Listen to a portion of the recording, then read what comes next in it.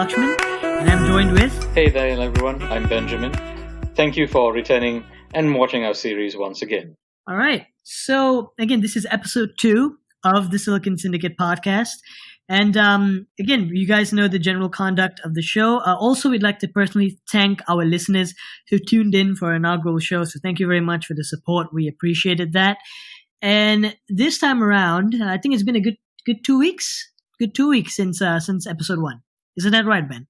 Yeah, it has actually been 2 weeks. It's been quite interesting. We've been receiving feedback from our listeners, from our friends, from our family, and we have taken those feedback into heart. And we hope that the feedback we received will be translated into an improvement, a noticeable improvement in this episode. All right, exactly. So in terms of the news cycle and in terms of the general conduct of the show for this week, we don't really have a lot in terms of the news, but we do have a very, very juicy discussion, because in today's discussion, we're going to review the iPhone 11 Pro from the perspective of a lifelong Android user such as Benjamin and a lifelong iOS user such as myself. So that's going to be pretty insightful. So definitely stay tuned to that one for the end. So without further ado, Ben, I'm going to jump into the news cycle. Shall we? Let's go. All right. So for this week, we've got Apple decided to, there has been rumors, as suggested by 9to5Mac, that suggest that Apple is going to create its own subscription service bundle, in which Apple's going to come up with a bundle that will bundle up all of its services under one particular subscription. So again, this has been a much heavily requested feature ever since Apple introduced a variety of services, particularly last year with the introduction of Apple News Plus, Apple TV Plus, and Apple Arcade. So with the introduction of a bundle, it would sort of put all of Apple services under one roof, therefore making it easier for us as a user because we only pay one particular fee for all of the services. Now, this, in my opinion, is, again, very, very beneficial, especially for me, who utilizes most of the Apple services, such as Apple TV Plus and Apple Music. So by bundling all of these subscriptions up, it again eases the burden on my end. Instead of paying for them separately, I get to pay one particular fee. So that, again, in terms of managing my finances, that's a very, very helpful feature. But at the same time, this move right here indicates Apple's push into the world of services. Because for the longest time, Apple has been a hardware company. But in recent years, Apple is now transitioning into the services sector with the introduction of iCloud and Apple Music, and now with the services that we have today. Apple is now seeing the tremendous potential in the service industry, because after all, I believe that Apple is a company that provides an experience, and an experience extends beyond just the hardware. An experience goes to the software and the services as well. So if Apple can sort of incorporate all of these various elements and take all these elements into consideration, we can have a very, very cohesive experience. So suggestion, again, we found this was suggested in iOS 13.5.5 code in the beta that suggests a bundle subscription. I believe, according to 9to5Mac, the bundle is rumored to start at $30. So again, pretty reasonable for what you get. All right, so next up in terms of the news cycle. Hey Ben, we're all excited for the iPhone 12, am I right? Yes, it seems that not only have we been given leaks of the iPhone 12 so far, and we've to some degree shared leaks of the iPhone 12 in our last episode, but we've also gotten leaks of the iPhone after that, apparently. So not only have we gotten a treat in iPhone 12 leaks, but we apparently have iPhone 13 leaks. Now that right there, and this is absurd. Like the rumor mill today, especially, has hit an all-time high, because usually we prepare for a rumor for the upcoming iPhone, but not the iPhone the year after. We barely have anything regarding, future versions of the iPhone. But right now, we've got iPhone 13 leaks. Yep. Legitimate iPhone 13 leaks. Now, this is coming from Mako Takara, and they've apparently shared iPhone 13 mock-ups, like actual physical mock-ups of the device. And one of these mock-ups have what appears to be, drumroll please, a USB-C port. Rejoice, Ben, rejoice. Indeed, we should rejoice. Finally, Apple has made their entire port lineup. I suppose that's the best term I could come up with. They've had the entire port lineup consistent, if the rumors are true. But apparently, John Prosser doesn't think so. In a tweet that was in reply to this article, to the rumors rather, he said that it's not going to happen. That is probably not, and that might be the case because Apple, like any other huge conglomerate, any huge company, they have tons of prototypes in development. And whatever Mako Takara spotted, that might very well just be one of the prototypes involved. John Prosser has been really spot on with extremely accurate leaks and rumors and info, even till today. So to see analyst Mako Takara and John Prosser sort of clashing sort of headbutting. Well, not exactly. It wasn't. There's nothing personal there, of course, but with conflicting reports and rumors, it's hard to say who's right. Are we to trust a long-term analyst who's been doing this for a long, long time regarding Apple products, or are we going to go with who is essentially the new boy in town, the favorite, when it comes to Apple leaks? But of course, if there is a iPhone 13 with a USB-C port, I am going to jump into that because, I can finally charge all my devices using the same damn wire. I could not have ever done that before because Apple still decided to go with the Lightning connector. Right. But Apple has expressed in the past reservations on this, so it's hard to say whether or not they're actually going to do it. For all I know, this could actually be a model specific to Europe, or rather the countries, or rather members of the European Union, because the EU has had discussions and are planning to legislate the type of ports that phones are allowed to have.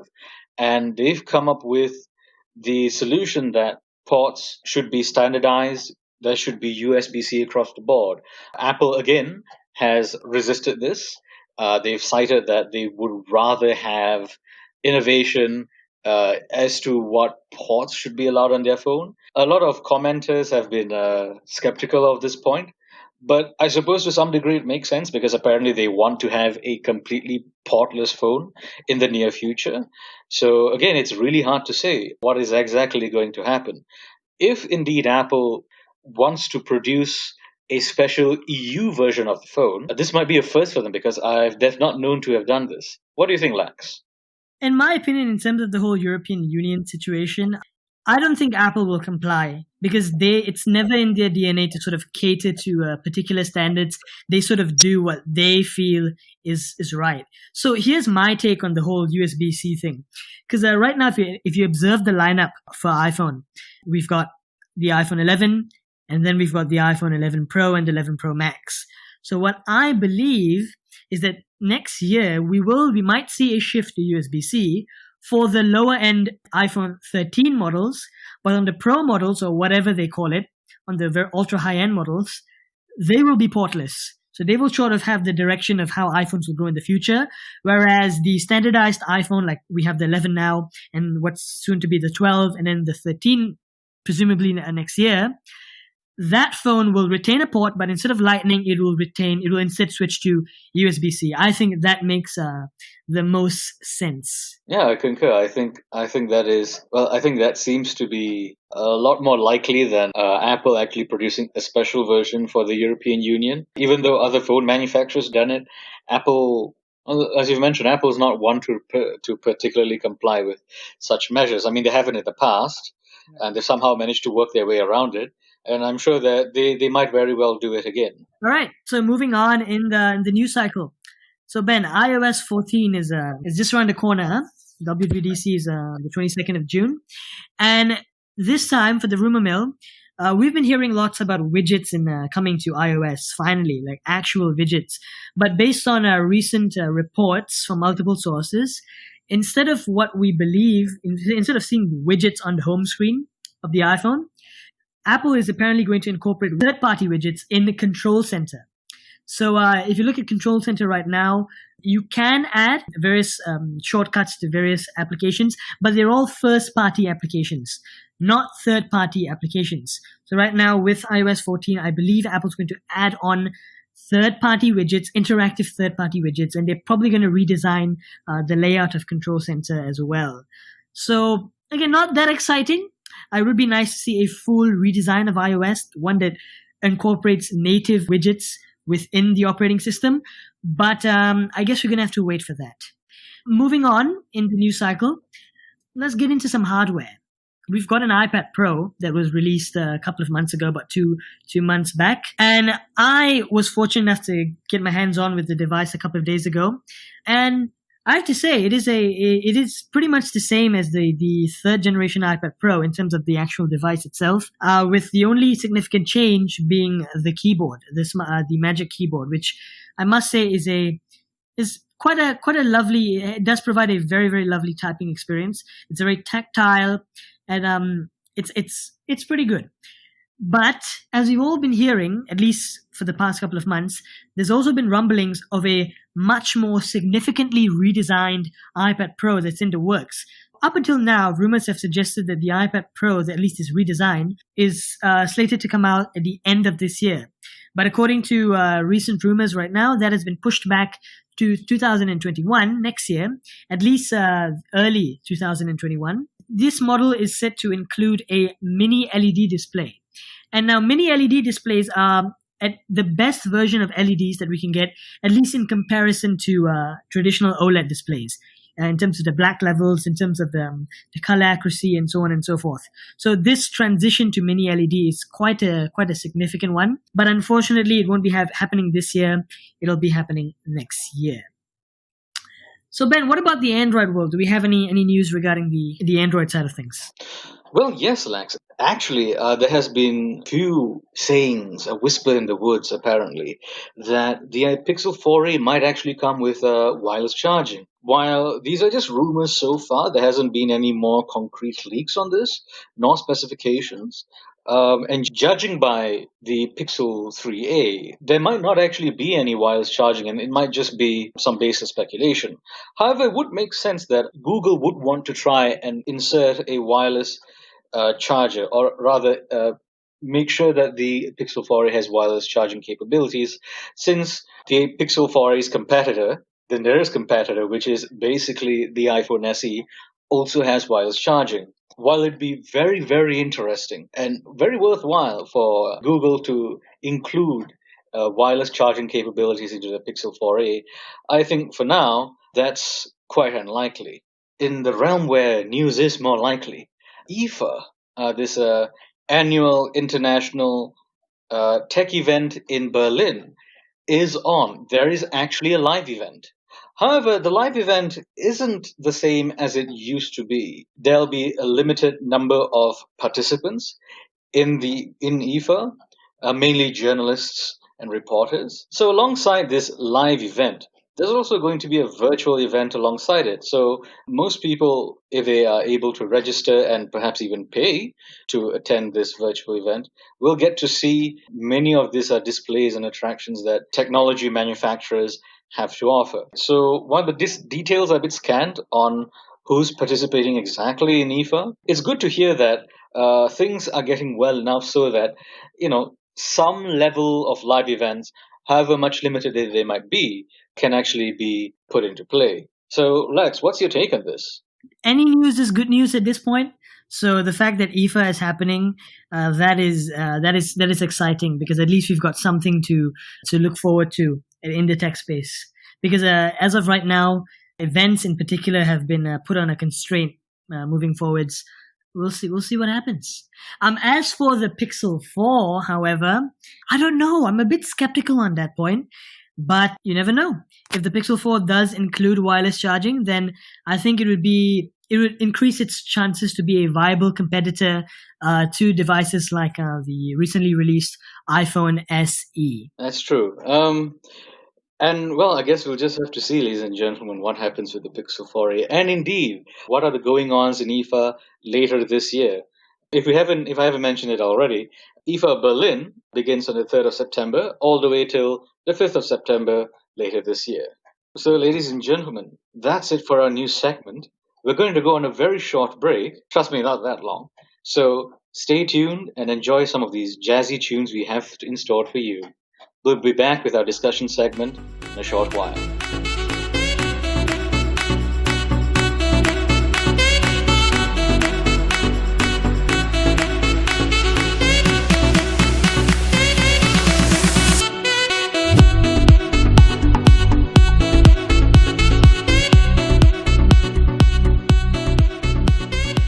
All right, welcome back, ladies and gentlemen.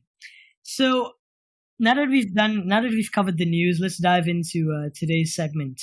So today we're going to be discussing the iPhone 11 Pro from the perspective of a lifelong iOS user, such as myself, and a lifelong Android user, such as Benjamin over here.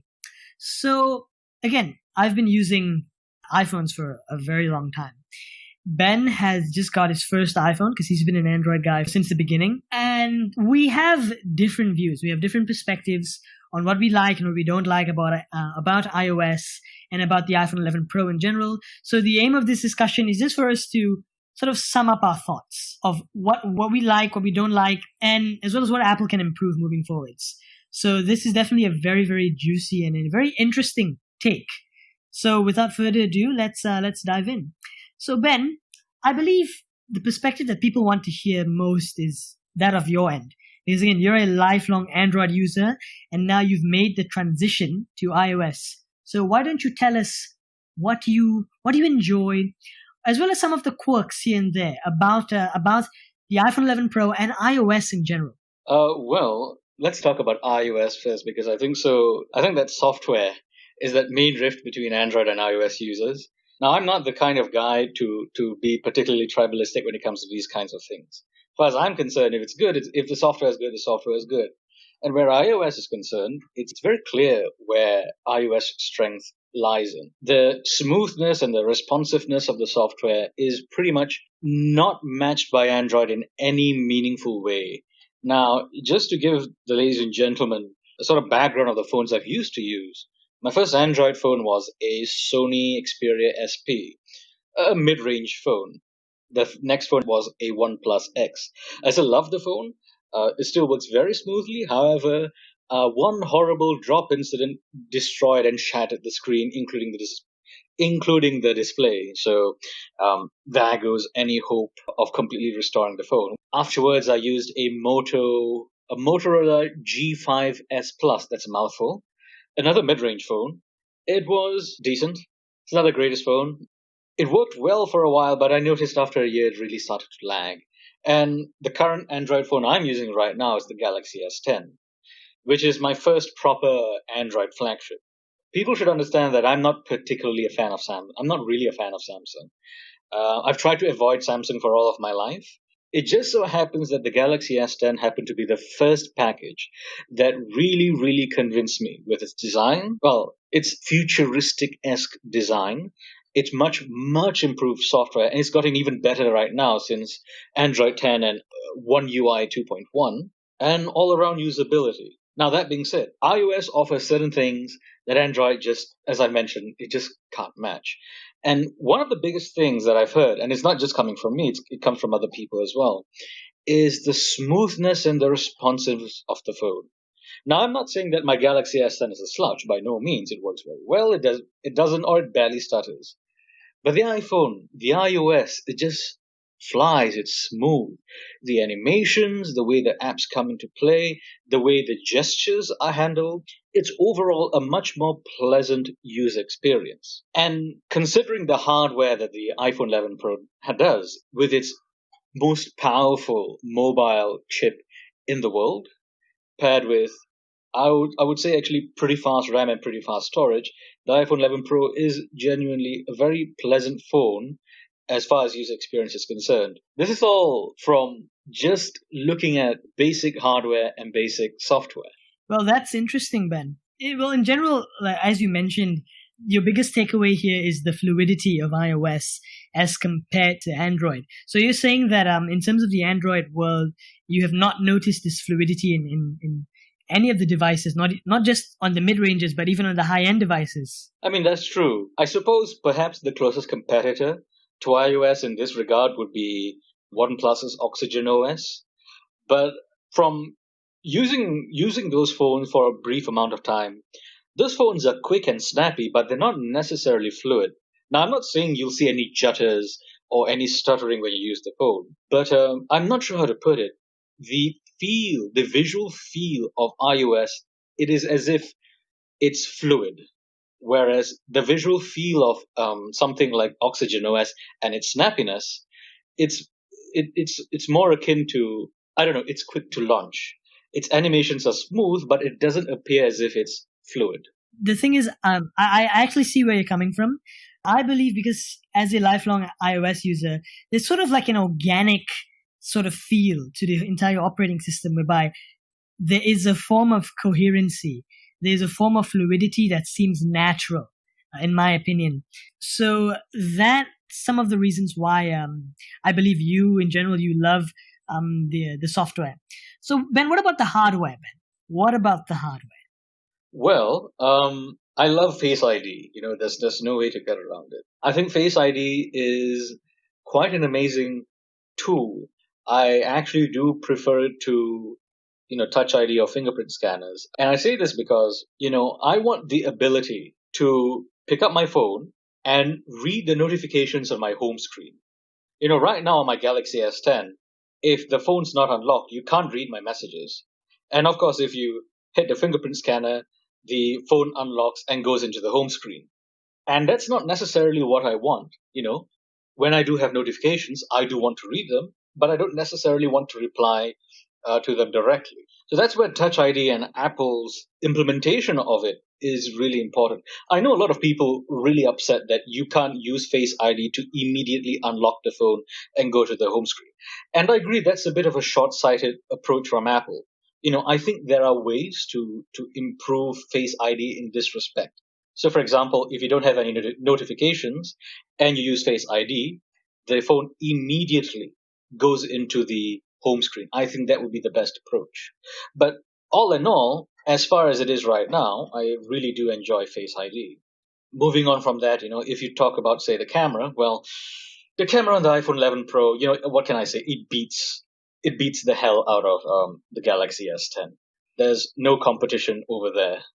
Well, you heard it here, folks. The iPhone has a better camera than most Android competitors out there. But I think in terms of the overall experience, at least from your end, based on what I've heard, it's sort of like a breath of fresh air in some aspects. I mean, correct me if I'm wrong. Since you've been tied down to the Android ecosystem for so long, right now that you've experienced iOS firsthand, you sort of enjoy the small nuances here and there. Well, like you've mentioned, in terms of the fluidity of the software, the convenience of Face ID.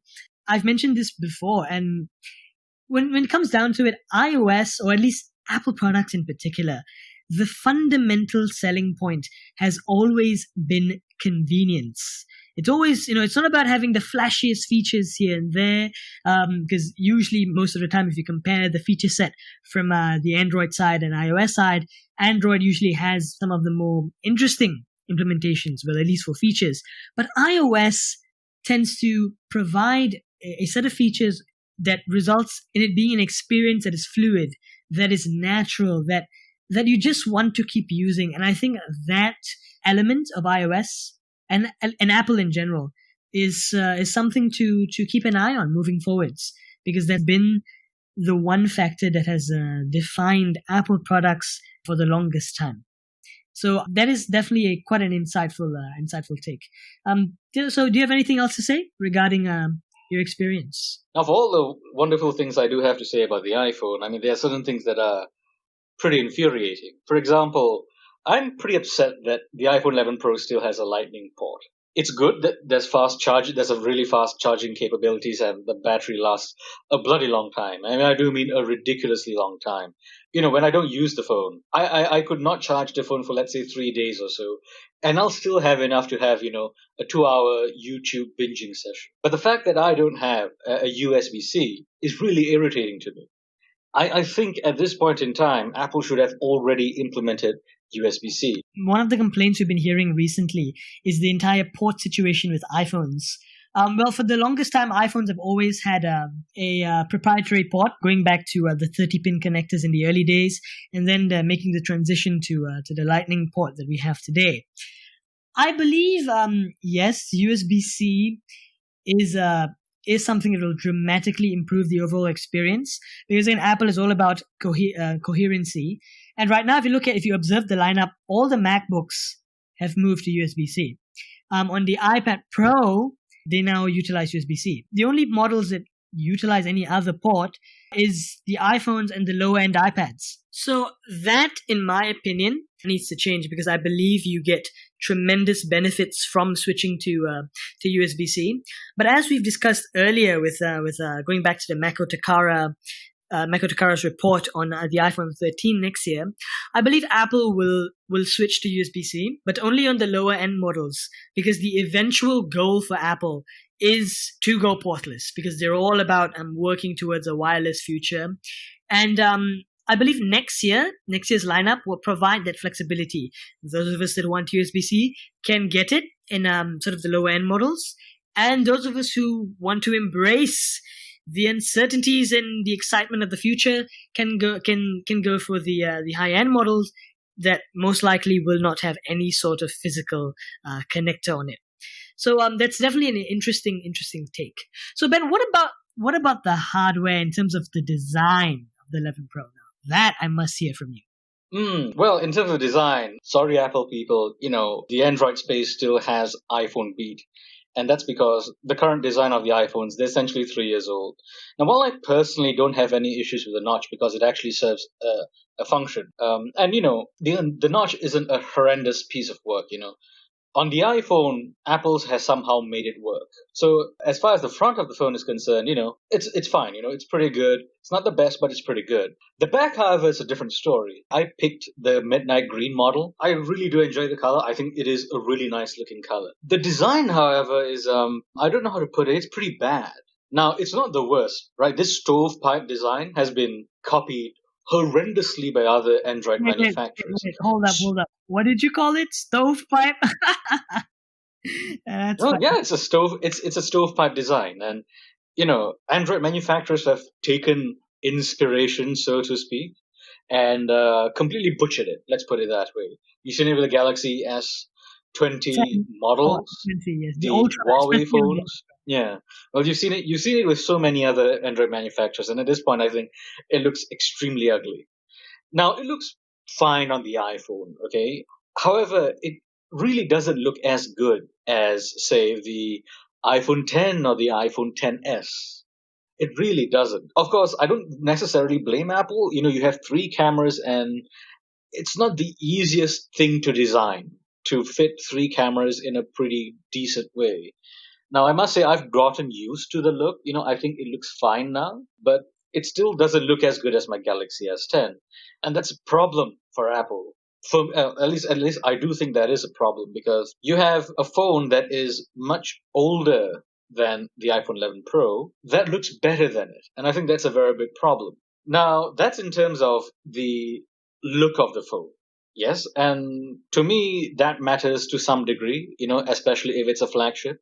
If you pay $1,000, you should expect $1,000 design. In terms of the feel in hand, it's excellent. I prefer the feel in hand compared to, say, my Galaxy S10. The frosted glass back is magnificent. It doesn't scratch. You can barely see any fingerprints. It's wonderfully easy to clean. And I rock my phone naked, by the way. There is no case. There is no skin on my phone, just as I do on my Galaxy S10. Or at least I threw away the case on my Galaxy S10. So the feel in the hand is pretty good. I must say it is the best feeling phone I've had in quite a while. Well, I must agree in terms of the feel of the device. the frosted glass back, is a welcomed addition, in my opinion. It's very smooth, very silky. It's very nice. But in terms of the implementation of the camera design, that's been quite controversial as of late, because many people have have a lot of gripes regarding the design of the camera module. But actually, I did a little bit of digging, and it turns out that Apple sought inspiration from old film cameras from the 1950s. If you were to Google film cameras from the 1950s, they have, in fact, an identical setup to the iPhone 11 Pro's camera setup, whereby you've got two cameras diagonally and one perpendicular on the other side. So essentially, they sort of seeked inspiration from how cameras have looked like throughout time. But again, I must agree with you, it's not the best looking in terms of how iPhone designs have been. In my opinion. Oh, which reminds me, this is a little bit off topic, but what is your favorite designed iPhone, period? The iPhone 5 and the iPhone 5S, hands down, the best looking iPhones to date.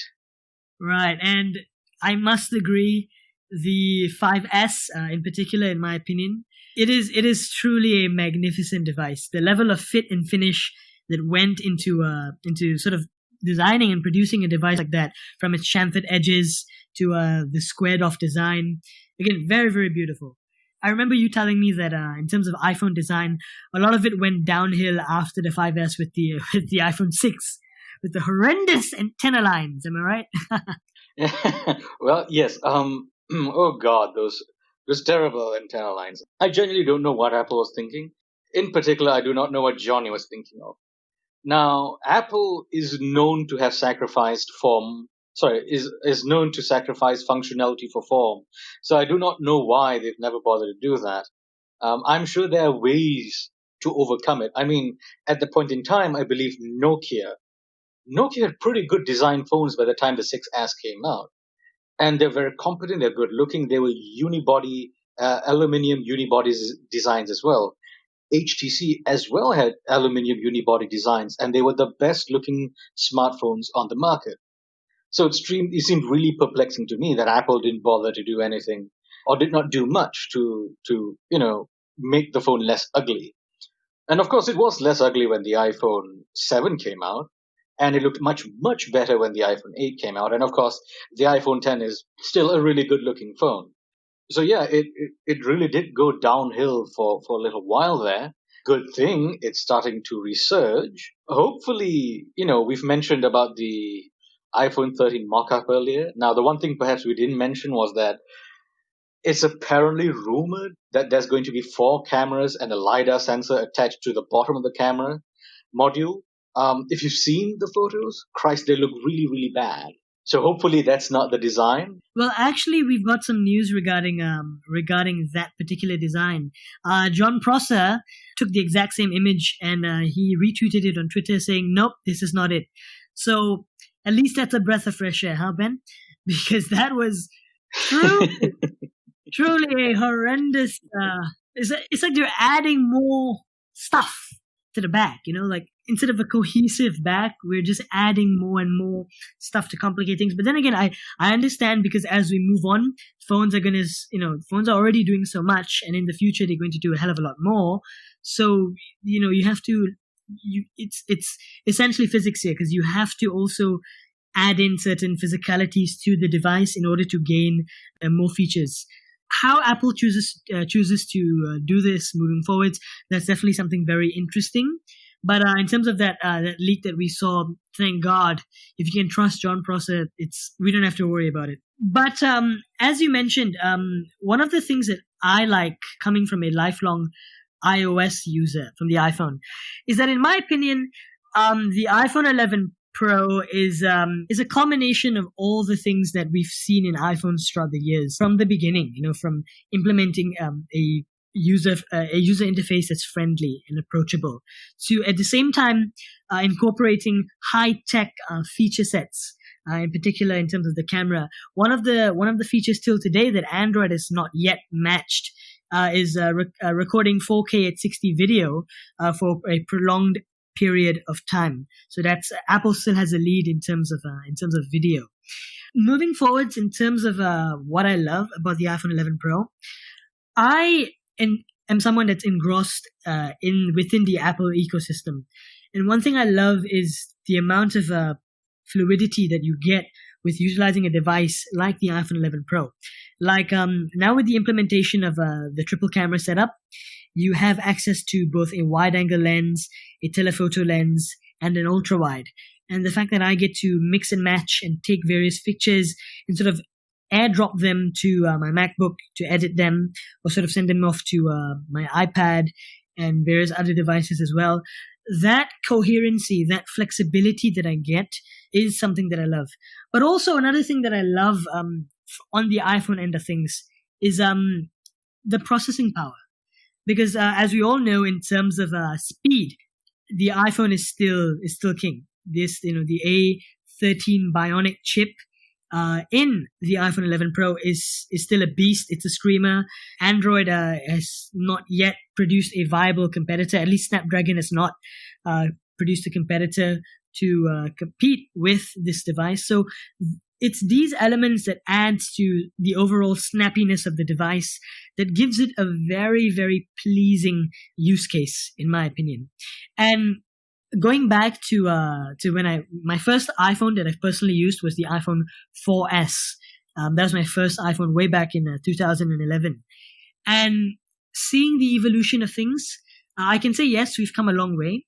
There is definitely room for improvement, but at the same time, what I love again, cohesiveness and reliability. iPhones have never let me down. You can recommend someone to utilize an iPhone for a good 3-4 years now, and you can still get consistent software updates as opposed to the Android space whereby you only get 1 or 2 at most. So it's these little nuances that sort of add up to the overall experience, and that's just what I love in terms of the iPhone. Well, yeah, I could not agree more. I think that the software updates that Apple has committed to, basically, I think that's amazing.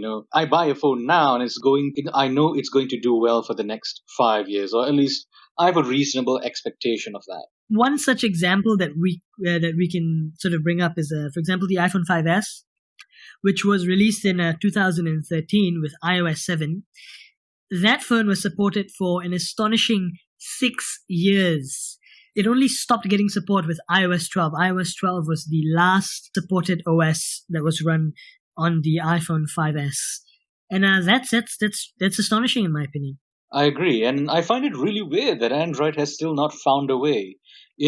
Android users out there that have actually kept track of this may have heard of certain features and tool sets that Android has made available to OEMs so that system updates can take place without interfering much of the skin that manufacturers have placed on it. But certain manufacturers like Samsung has actually resisted this. And so they're sort of in the way, they're obstructing Android users in getting proper and timely updates. Because this feature set, by the way, is not new. It was introduced quite a few years ago.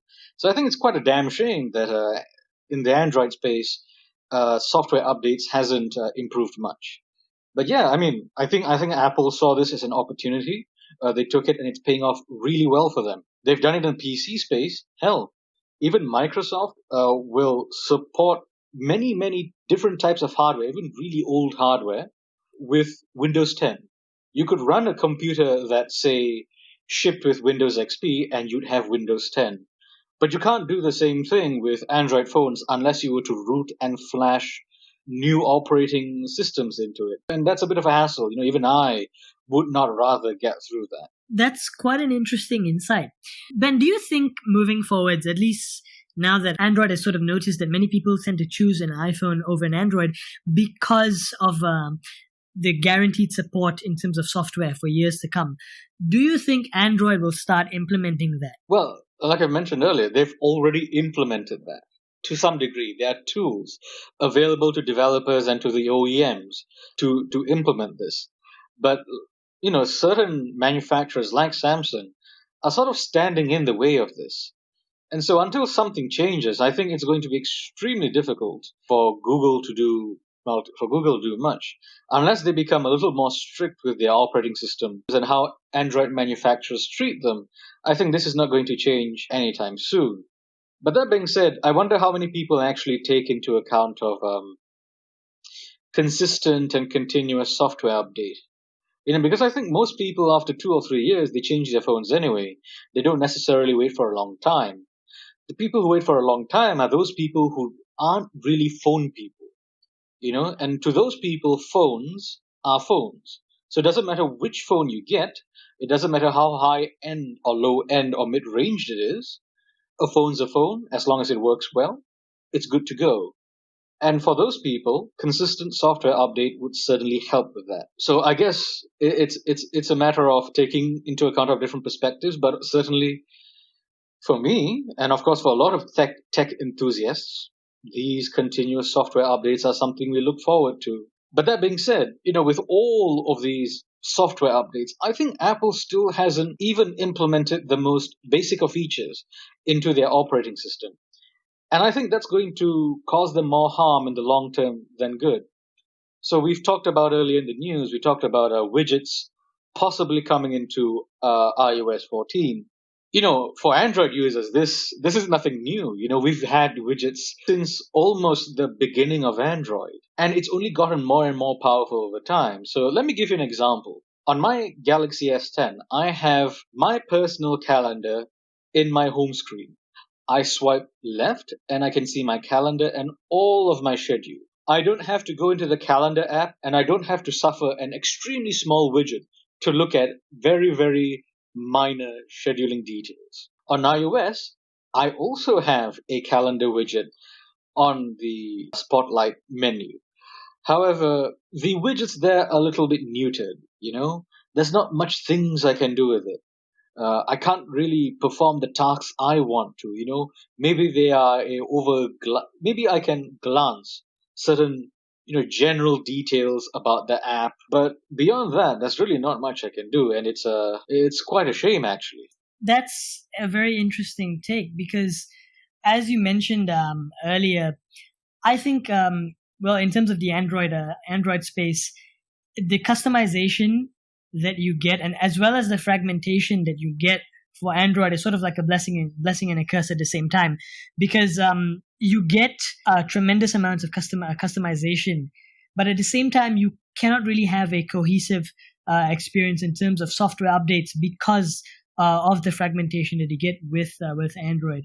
And as you've mentioned in regards to widgets and all that, I believe before Apple implements any feature, they want to make sure that they can implement the feature in a very, very simplified version in which anybody can use it, as opposed to the way Android manufacturers implement it. Because I remember way back when I was younger, when I used a couple of Android devices, I used it like I was using an iOS device. I never really used it for all of its. I never really utilized its Android based features like widgets, for example. But as I grew older and as I learned more about technology, that's when I realized, widgets are a pretty cool feature. But it's not a necessity, I would say. But moving forward, especially right now, in how mobile operating systems have evolved, I think it's about time that Apple implements some form of widgets that extends beyond just the panel that we have on the left on the side.